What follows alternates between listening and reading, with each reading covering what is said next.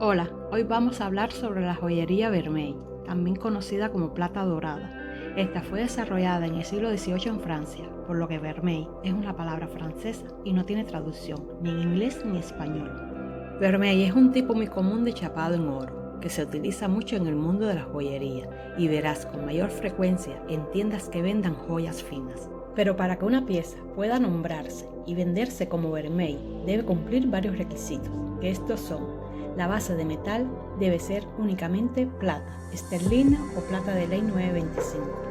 El oro para recubrimiento debe ser de al menos 10 quilates y el espesor de la capa de oro debe ser de un mínimo de 2,5 micrones, según las normativas. Y si no cumple estos requisitos, entonces no se puede vender ni nombrar oro vermeil, sino chapa o baño en oro. Antiguamente, para cubrir una pieza de plata con oro, se realizaba mediante una técnica en la que se aplicaba mercurio y oro a la plata, exponiendo el metal al calor extremo.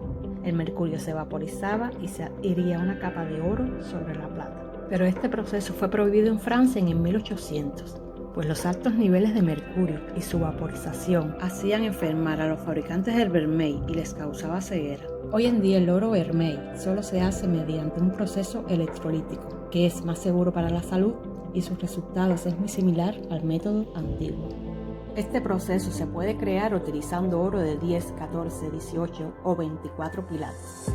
Mientras mayor sea el número de los quilates, mayor será la calidad de la pieza, por tanto, más alto será su precio.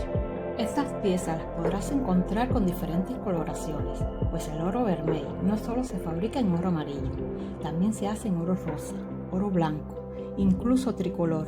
Todo depende de las aleaciones que aplica el proveedor en la electrólisis. Este proceso se realiza con la idea de satisfacer a los amantes del oro que no quieran hacer grandes gastos y que tampoco pueden usar la opción de las piezas chapa de oro porque las aleaciones de metales baratos les causan alergia.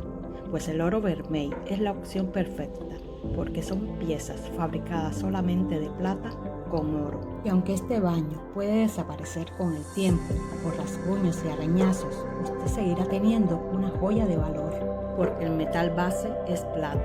Y aunque en su día las piezas de plata no se consideraban como joyería fina, a medida que la plata ha ido subiendo de precio, esta hoy en día la vemos como joyería fina.